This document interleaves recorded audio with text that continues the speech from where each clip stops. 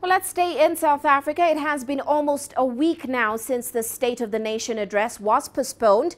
A new date has yet to be announced, but there's also concern that the national budget speech might very well be delayed. Here's Sumitra Nydoo taking a look at the consequences of a possible delay. 2018 will go down in history for all things unprecedented.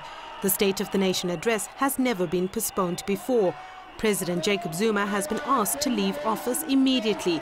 While the budget speech is still on track, the ANC's latest pronouncement could cause an upset in the schedule. The delivery of the budget will be compromised in various ways should President Zuma not move, because it will signal for the ANC that the ANC is so weak that it cannot deal with one problem.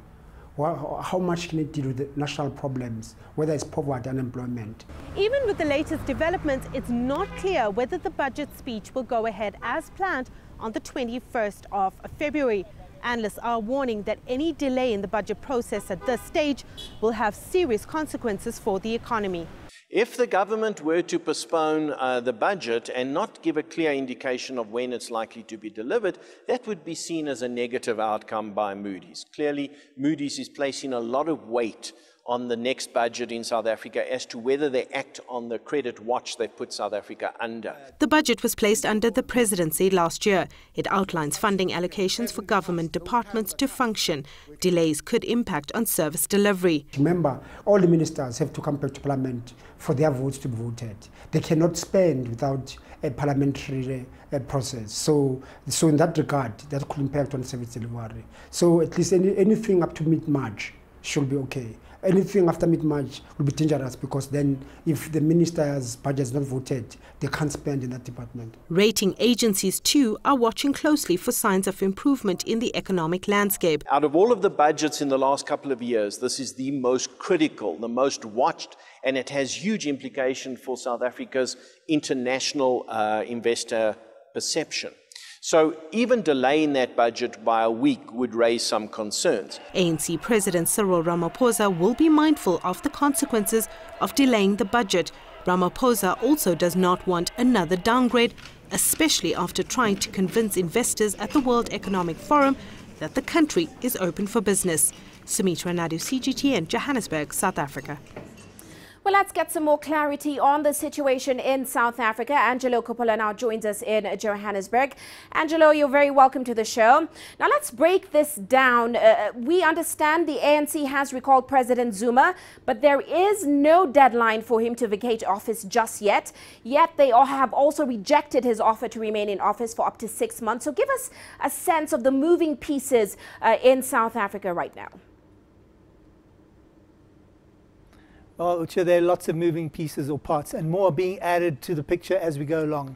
Yesterday, we understood that a 48-hour deadline had been placed on Zuma to make his decision. Today, we found out that there was no deadline for Zuma.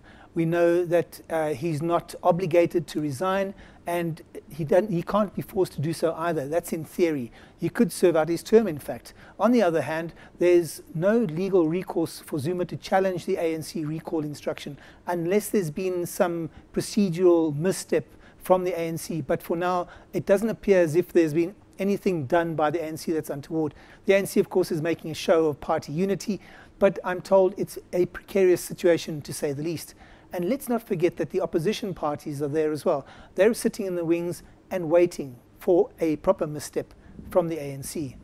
And it certainly seems like President Zuma has dug in his heels. So, Angelo, does it look like South Africa is heading towards an amicable transfer of power? The short answer there is no, although it does largely depend on how Mr. Zuma responds to that party's decision to recall him. If he resigns, the Speaker will then call Parliament into a sitting. There'll be a debate and a vote, and if Ramaphosa is the only candidate, he'll be sworn in. Ramaphosa will then seamlessly step into Zuma's shoes and complete that term, which ends mid-year next year.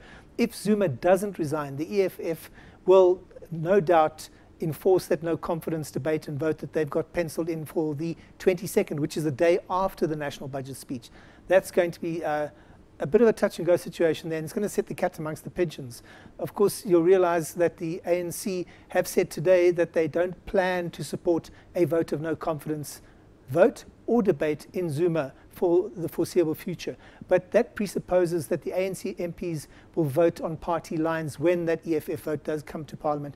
Or it also depends on whether they'll be seen to be voting in public or not. Some of them will probably vote along the lines and others won't.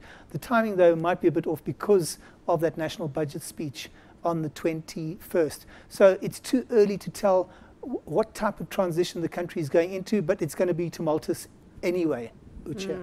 Now, despite all the political drama today, we know it was quite a busy day on the economic and corporate results front. We saw the release of Q4 unemployment data today. Now, are these numbers showing a positive economic picture?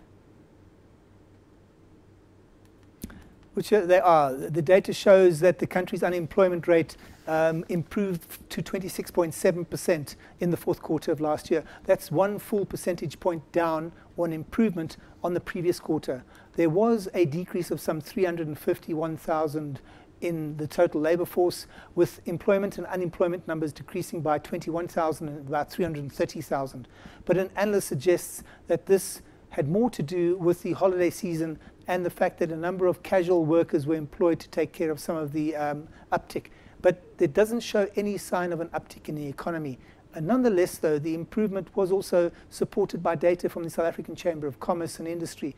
Their data shows that general business confidence is at least a 2.5-year high, and that trade expectations have also followed suit and seem to have maintained at that improved level. So there is some good news for South Africa's economy, although it might only be little green shoots for now.